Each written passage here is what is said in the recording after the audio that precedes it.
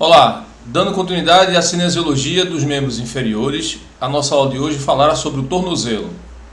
O conteúdo hoje da nossa aula irá abordar as articulações do tornozelo, os movimentos do tornozelo, os ligamentos do tornozelo, os músculos que movem o tornozelo e pé e as principais lesões que ocorrem no tornozelo. A articulação do tornozelo é um complexo que compreende uma ligação entre a perna e o pé, né? Então ele permite que o membro superior interaja com o solo, né? Isso é muito utilizado nas atividades da marcha e também em outras atividades da vida diária, tá? Então ele tem a possibilidade de adaptar a posição do pé ou então de recobrar ou não, no caso aqui, o equilíbrio, de acordo com o que se apresenta no solo, tá? O pé e o tornozelo, ele é formado por 26 ossos individuais, né, que juntos com os dois ossos do membro inferior da perna, né, e também do fêmur, completam esse complexo dos membros inferiores, fazendo um total de 33 articulações, né? O tornozelo é um complexo que ele é composto pela articulação talocrural, talocalcaneal, que é a subtalar, e a talocalcâneo-navicular. Essas articulações nós vamos ver cada uma delas em separado. A primeira articulação que nós vamos ver é a tibio-talar ou talocrural, né? Essa articulação é compreendida entre a fíbula, a tíbia aqui medialmente, a fíbula, e o talos, que é esse osso aqui que está em verde aqui e está representado aqui. Essa aqui é a parte anterior, essa aqui é a parte medial e essa aqui agora é a parte lateral, né? Então aqui é o osso do talos, né? Ele é um músculo, ele tem uma cabeça, né? Ele tem um pescoço, colo cirúrgico, né? E ele não apresenta nenhuma inserção muscular aqui, é como se ele fosse apenas um pivô para utilizarmos ele como articulação para ligar os dois ossos da tíbia e fíbula ao calcâneo e os outros ossos do pé, tá? A próxima articulação é a articulação subtalar, tá? Que é essa articulação que está abaixo do talos, né? Fazendo essa articulação aqui, a gente tem o talos, a tíbia e a fíbula visto posteriormente, e o calcâneo aqui, a gente tem o talos que faz essa articulação aqui, ok? O calcâneo, ele é o maior e mais forte osso, né, do pé. Ele tem o local para inserção do tendão de Aquiles, né, que vem lá do tríceps sural, né, e é localizado abaixo do talos e forma uma articulação triplanar e uma articulação unaxial com o talos. A gente vai falar disso mais à frente quando a gente começar a falar de outros ossos aqui do pé, ok? Talocalcâneo navicular, né? É uma articulação tripla, né? Que temos entre o talos, o calcâneo e o navicular. Esse osso aqui navicular, ele é um pouco arredondado e é a partir dele que a gente vai fazer os movimentos de inversão e eversão, tá? A gente vai ver mais à frente isso com mais calma. Então, é uma articulação em termos de tipo soquete. Ela é circundada pela cabeça do talos e vai também ter uma concavidade formada pela superfície posterior do navicular, né? Essa articulação, essa superfície também se articula com o calcâneo, tá? E acima da dessa parte, né, do calcâneo, a gente tem um ligamento que a gente chama de talo calcâneo navicular, ou seja, ele vai sair do talos, vai para o calcâneo e depois vem para o navicular. A gente tem um ligamento que faz isso aqui, né? A gente chama de TCN, talo calcâneo navicular. Seguindo aqui, os movimentos na articulação talo calcâneo navicular, né, é complexo porque a talo calcânea e a talo navicular são consideradas pertencentes a diferentes funções de articulações. Na realidade, assim, como são 3 articulações, cada um vai mover com um pouco de grau de liberdade, então ele vai permitindo alguns movimentos mais discretos. Esses movimentos eles são mais visíveis quando o pé está fora do solo, tá? Quando o pé está fixo no solo, esses movimentos eles são um pouco mais discretos, tá? Mas, por exemplo, a gente consegue visualizar que além da eversão e inversão, né, tem como aqui esse eixo aqui, né, que é a eversão e inversão, é permitido também para o pé realizar uma certa adução e abdução, muito discreta, como a gente vê aqui, ó, né? Então a gente tem um discreto movimento de 16 graus do pé. Isso é importante porque permite que o nosso pé acabe por se adaptar a qualquer tipo de solo, né? E obviamente o que acontece? Quando a gente está em um solo mais plano, essas mudanças elas não são tão grandes, né? Quando a gente está em algum solo mais arenoso, ou com pedra, ou subida, descida, ou mais lateralizado, isso funciona muito bem, tá? Então, ao longo do eixo transverso, na articulação do tarso, né, ela é inclinada em 15 graus superiormente, e no plano B ela é inclinada a 9 graus no plano sagital.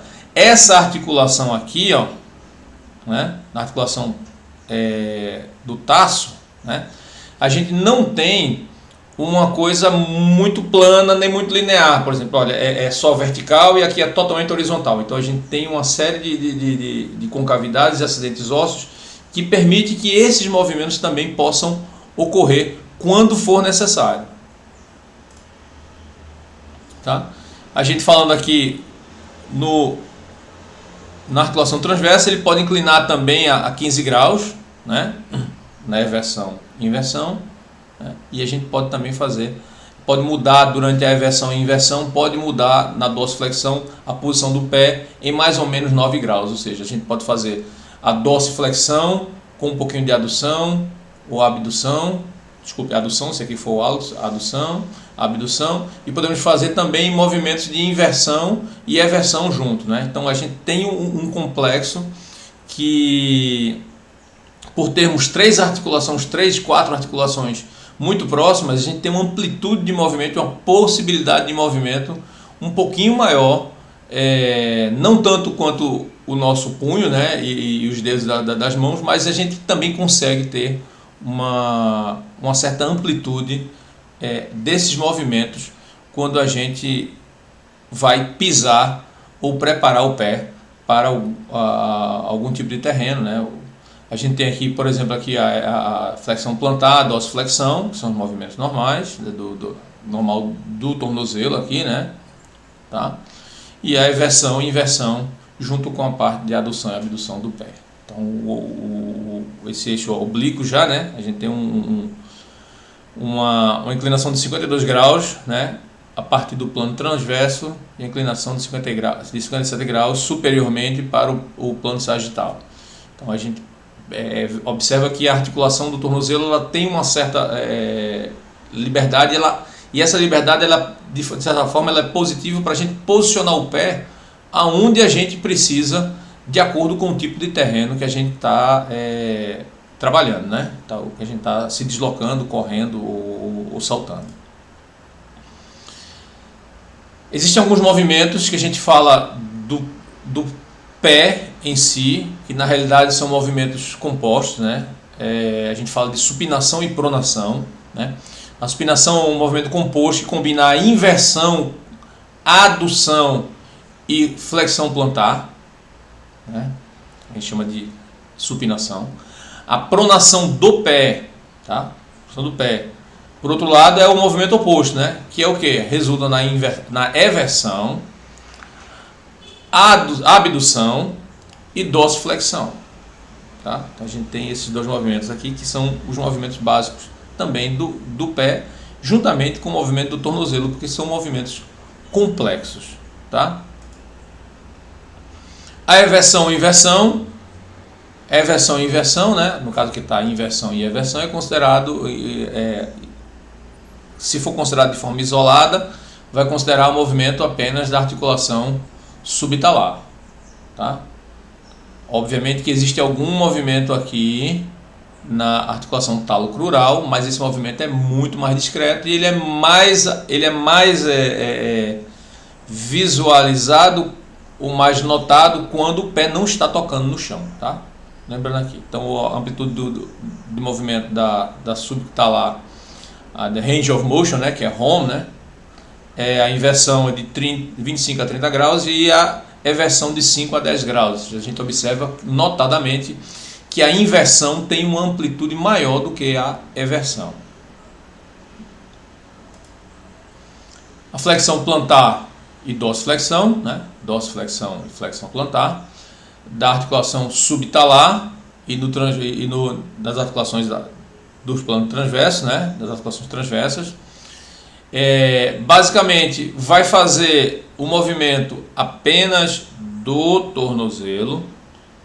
Claro que outras articulações, como a subtalar, elas também vão auxiliar para que a amplitude final do pé modifique não só na dorsiflexão, como todas as articulações que vão seguir em relação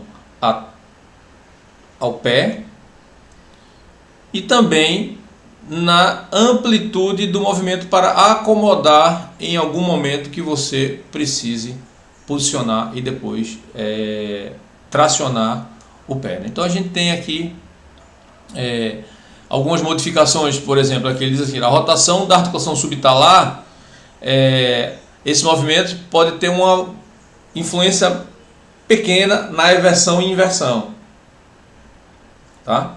Então a gente também tem esses movimentos. Eles são, didaticamente a gente separa os movimentos por articulação, mas nesse caso a gente tem que entender também que existem a influência de algumas articulações em outras, e essas articulações elas auxiliam nesse movimento. Mostrando aqui um pouco da adução, né? Abdução e adução, né? No caso que a rotação é uma rotação no eixo oblíquo, né? O estudo do Lundberg encontrou que 12% dos primeiros 30 graus do pé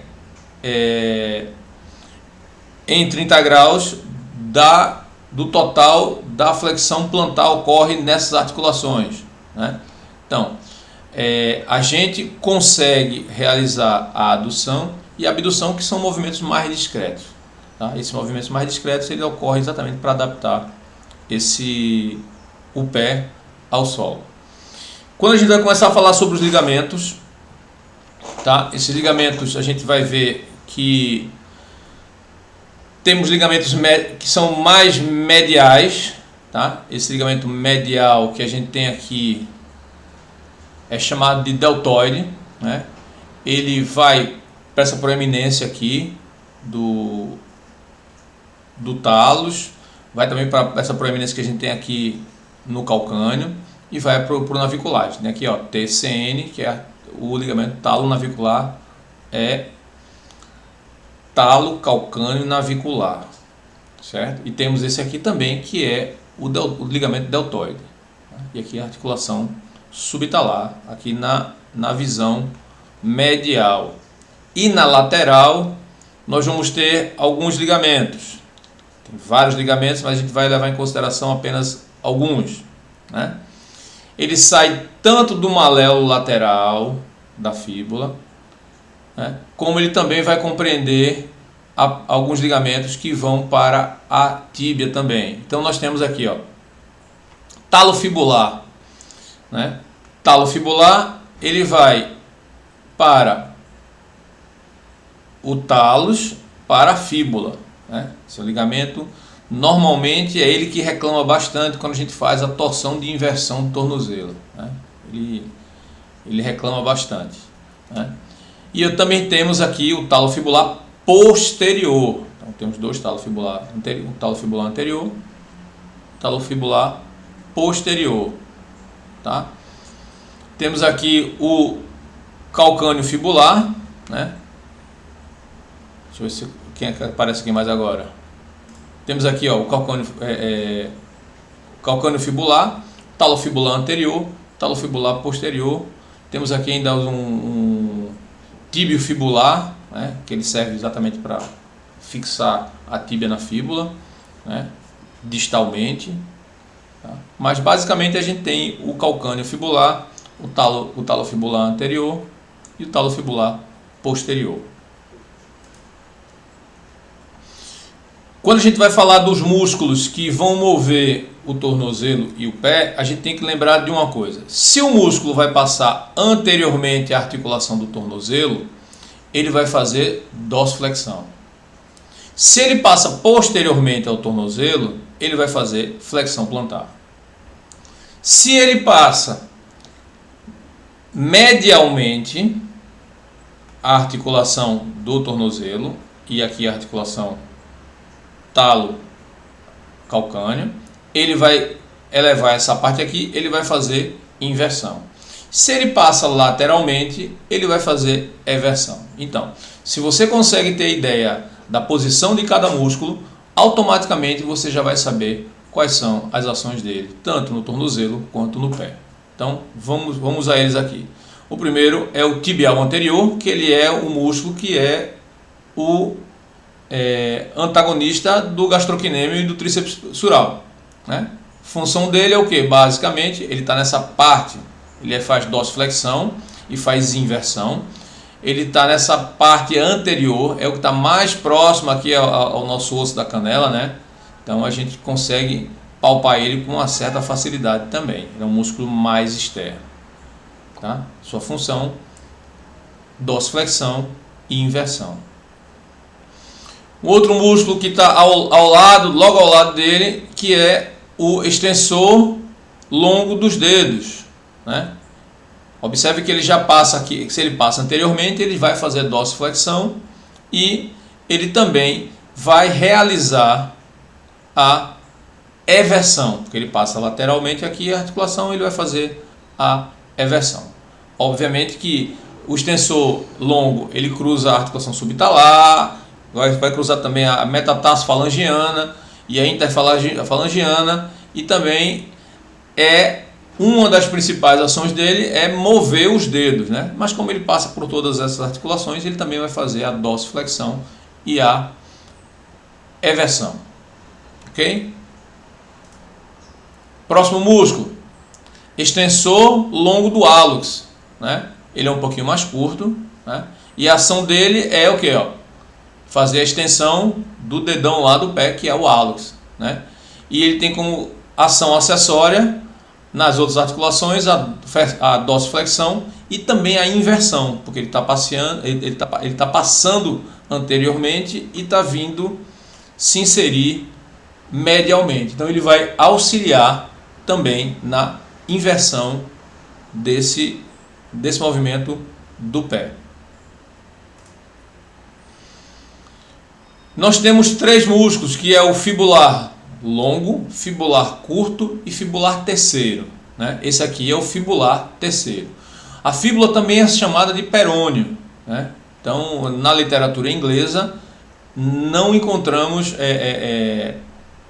comumente chamado de fibular, né? Aqui a gente tem aqui as duas formas, aqui, ó, o perônio tertius e o fibularis tertius, né? O fibular terceiro, tá? Então ele sai desse aspecto aqui da fíbula, tá? Passa lateralmente, vai fazer também a dorsiflexão, tá? E vai realizar a eversão. Ele vai se inserir exatamente aqui na base do metatarso do quinto dedo aqui do pé. os músculos que fazem flexão plantar, todos eles vão passar posteriormente à articulação do tornozelo. Tá? Então, alguns deles vão passar medialmente, outros vão passar lateralmente, que é o caso dos fibulares. Então vamos a eles, a cada um aqui, vamos mostrar. O primeiro que a gente vai mostrar é o flexor longo do hálux, né?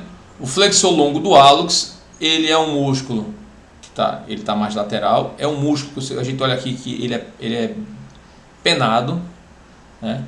Esse músculo ele é importantíssimo porque é ele que auxilia principalmente no final do movimento em que eu estou pisando e fazendo aquele movimento final, é ele que vai atuar nesse último movimento. Por quê? Esse impulso final do hálux, na marcha normal, né, ela ocorre próximo ao hálux.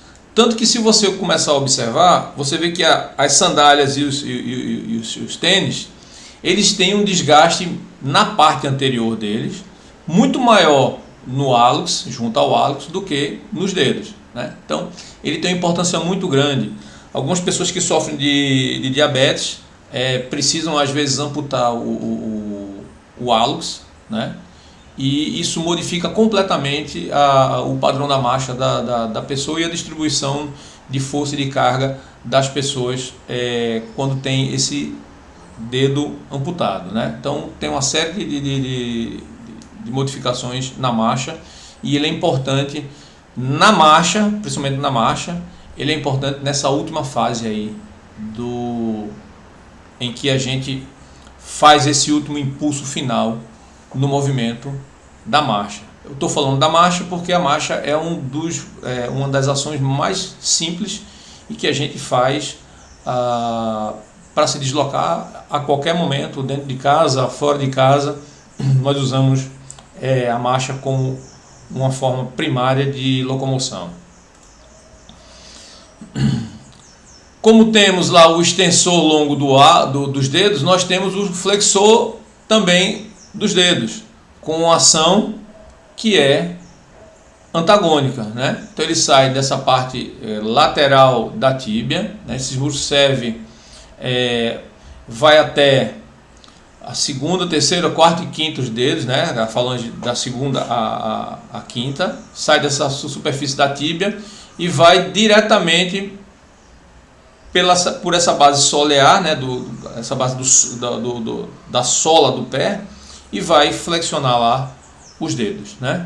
Ele sai também, ele tem sua origem próxima ao tibial posterior, que a gente vai ver mais à frente, né? Temos os músculos que vão fazer a flexão plantar. Desculpa, eu preciso dizer aqui que ele também vai fazer o que? O movimento de inversão, né? Como ele vai puxar isso para baixo, ele vai fazer a inversão. Essa puxa para baixo, essa área medial vai para cima, e aí ele vai fazer a inversão também. O sóleo, juntamente com o gastrocnêmio e o plantar, são os músculos que vão fazer parte do tríceps sural, né? Isso é um pouco confuso, porque o sóleo seria um quarto músculo, então seria um quadríceps sural. Mas algumas pessoas de fato não têm o músculo do plantar, né? O músculo plantar delgado, algumas pessoas não têm. O sóleo ele vai nascer a partir da tíbia, ou seja, diferentemente do gastrocnêmio, independente da posição do joelho, ele vai realizar seu movimento aqui. Então, função dele básica é apenas de flexão plantar. Não tem muito o que dizer dele não. Tá? Alguns exercícios que a gente faz na musculação sentado para fazer o trabalho para a panturrilha. Esse trabalho sentado para a panturrilha, né? Entendendo a panturrilha como todo esse tríceps sural, a gente está beneficiando mais o sóleo, porque quando a gente aproxima a origem e inserção do gastrocnêmio, a gente dá uma insuficiência ao gastrocnêmio, logo a ação do sóleo vai ser maior do que o gastrocnêmio, ok?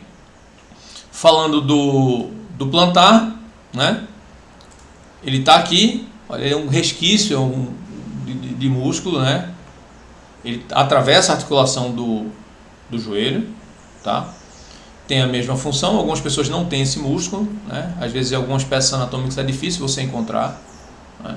Então, normalmente a sua função no tornozelo também é a mesma, assim como o gastrocnêmio. O gastrocnêmio aqui, ele vai sair dos côndilos do fêmur, né?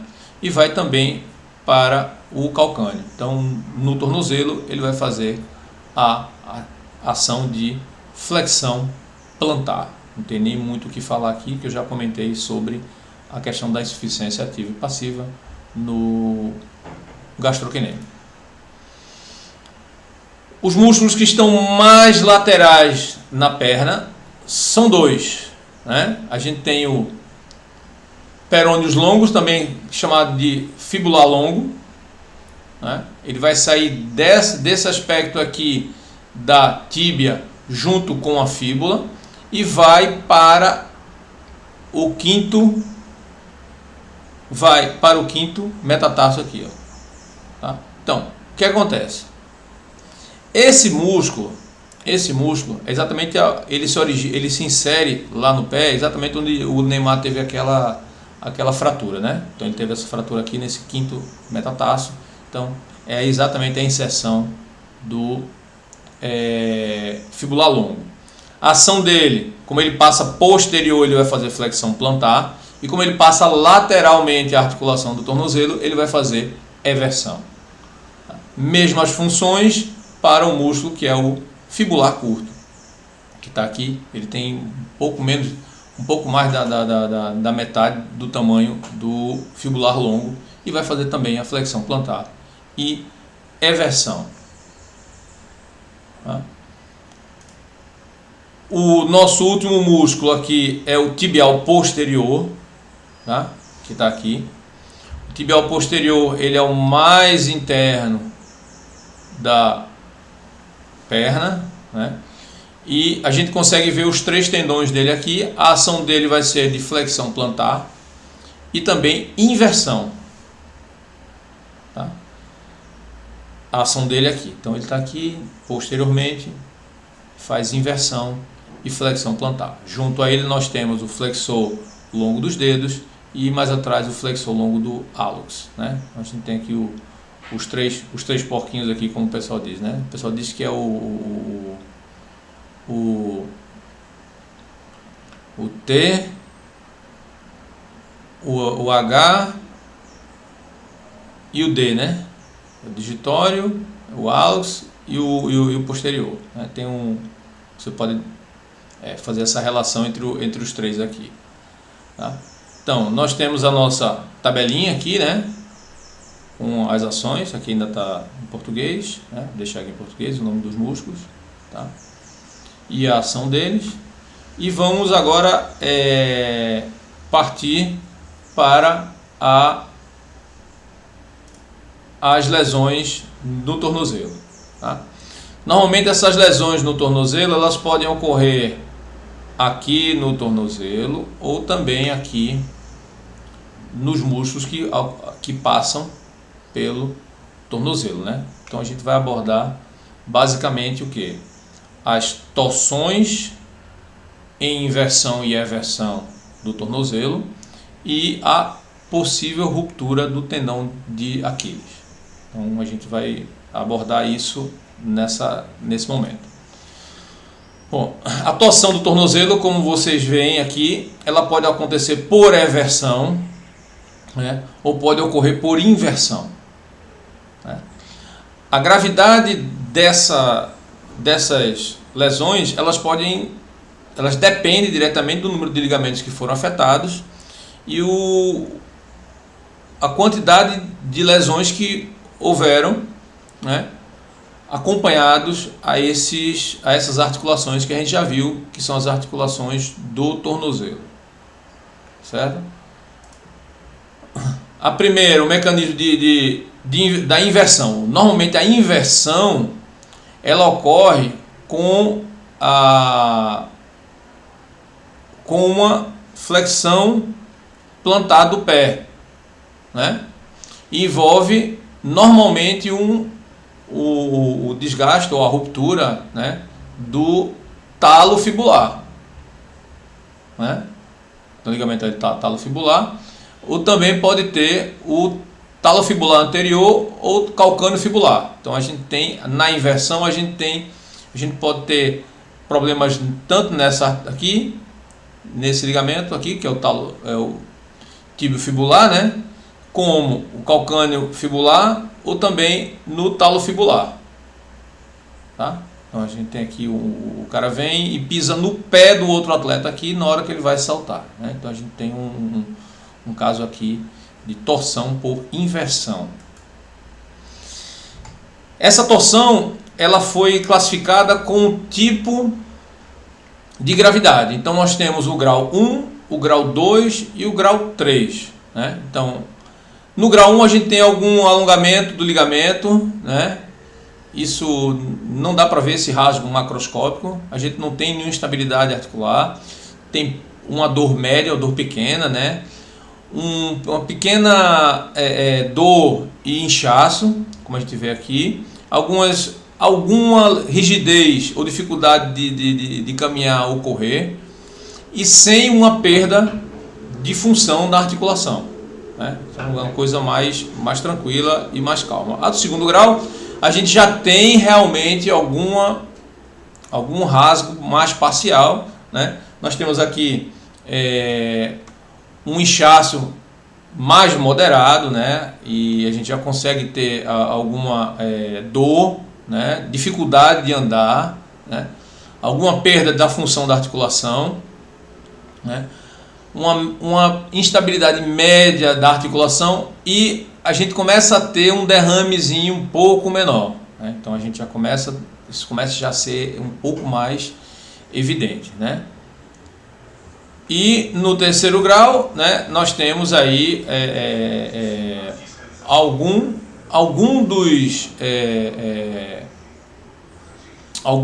dos ligamentos, ou mais de um ligamento, foram completamente rasgados, né? Então a gente tem uma perda, tem um inchaço severo com equimose, né, e dores, né? Dores inicialmente, depois você não sente dor, né? Inabilidade de suportar o peso do corpo com essa extremidade, né?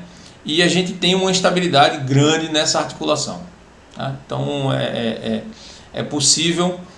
Professor, por que a gente tem que saber isso? É interessante porque se ocorrer algum acidente, né, a gente consegue imediatamente identificar se esse acidente é um acidente mais grave ou menos grave. Em todo caso, a gente deve observar e mandar essa pessoa que sofreu essa torção para a emergência o mais rápido possível.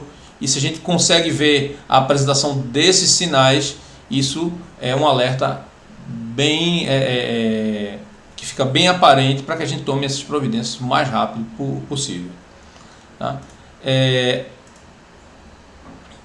Na torção medial, né, também a gente consegue observar. Então a gente tem alguns ligamentos, pode ser o TCN, o talo calcâneo navicular, e pode ser também um problema, um rasgo, né? A gente chama de tear, né? Que é o rasgo do ligamento deltoide, né? Então a gente tem a parte também, o tíbio fibular também pode ser envolvido nisso, né? Então envolve quando o pé é girado externalmente e com inversão, que a gente vê aqui, né? Esse pé aqui, quando ele apoia no chão, ele é girado e invertido, né?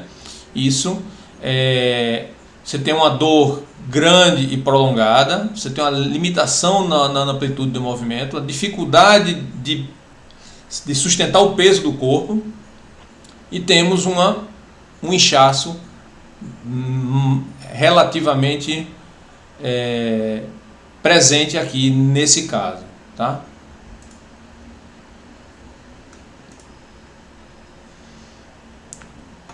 Umas das são mais comuns do que a gente imagina são a ruptura do tendão de Aquiles, né? Então a gente vê aqui, ó, nessa imagem aqui, né? Tem uma pessoa que estava saltando, saltou e na volta, ó, o tendão não suportou, estava saltando, fazendo vários movimentos de salto e aí apoiou apenas com um pé, né? Isso aí a gente vai olhar direitinho quais são essas causas e quais são os perigos, né, para se ter uma ruptura do tendão de Aquiles, né? Isso é uma lesão grave, tá? Normalmente as pessoas têm que ir para a cirurgia, tá? Para costurar de volta, é muito complicado e a gente pode fazer algumas coisas que para também ter uma ideia e alguns cuidados para evitar esse tipo de coisa. Bom, o tendão de Aquiles uma fibra, né, bem forte, né, que vai conectar o músculo da parte posterior, lá do tríceps sural, ao osso, né? Se você super estender dele, né, overstretch ele, né, você pode romper ele completamente ou parcialmente, tá? Os relatos das pessoas que já tiveram esse tipo de lesão, eles têm um sentimento de que alguém jogou uma pedra na perna dele ou que alguém chutou ele, né? Dor, né? Normalmente essa dor é severa, muito inchaço na parte de trás, né? Inabilidade de bend, dobrar, né? Fazer o movimento de flexão plantar, né? Quando você vai andar, né? Uma inabilidade de manter em pé, manter os pés, né? Você não tem a habilidade de se manter nos dedos dos pés quando você está com essa perna machucada, tá? E quando você anda também, a marcha, quando você caminha também é impossível. E você sente uma pancada, né? Ou um pá, pá. A gente até observa aqui, ó, agora nesse movimento, quando acontece a ação, né? Causas. Normalmente está relacionado ao aumento da carga ou participação dos esportes, né? Então você tem uma série de coisas voltadas ao que? A intensidade do exercício. E a intensidade do exercício e dos esportes é uma obrigação de controle nosso da área de educação física, tá? Então, o que acontece? Pode ocorrer também quando você cai de uma determinada altura, tá? E vai amortecer. Ou quando você está correndo ou andando e você cai num buraco e de repente a sua perna vai o seu pé vai em uma outra posição e quando o tendão está já pré-alongado e ele vai em outra posição, você também pode aumentar a quantidade de força e carga no tendão de Aquiles e essa força pode levar à ruptura do tendão, né? Bom, fatores de risco, né? Fator de risco. Primeiro, a idade. Disse que o seguinte, que o pico dessas rupturas está entre 30 e 40 anos, então eu já me livrei, né? A relação, não sei porquê, eles falam essa relação, parece que as pessoas que se machucaram estão mais ou menos nessa idade, né? Também uma idade um pouco mais ativa, né? Então, ou de pessoas que não foram tão ativas e que de fato quiseram se iniciar a ser pessoas ativas. A questão do sexo, né? As mulheres têm 5 vezes mais riscos de romper o tendão de Aquiles do que os homens, isso estatisticamente, tá? O pessoal que participa de esportes recreacionais, esse pessoal do fim de semana, né? O pessoal que gosta de correr, saltar, né? Parar de repente, movimentos assim como basquete e tênis, né? Então também as pessoas são os atletas de fim de semana, também correm um pouco mais de risco de sofrer disso, né? Em relação a esteroides e antibióticos, alguns esteroides e antibióticos estão associados a isso. Existe um estudo epidemiológico que relaciona as pessoas que estão tomando esteroides ou certos antibióticos poderiam auxiliar numa possível causa do aparecimento da ruptura do tendão de Aquiles, né? A obesidade, eu não preciso falar nada, né? O excesso de peso pode ser um fator que comprometa a capacidade do tendão de suportar o peso corporal, né? Então esses são alguns fatores de risco que a gente precisa estar atentos, né? Precisa estar atentos em relação a isso, né? A prevenção. Bom, a prevenção ela parte por algumas coisas.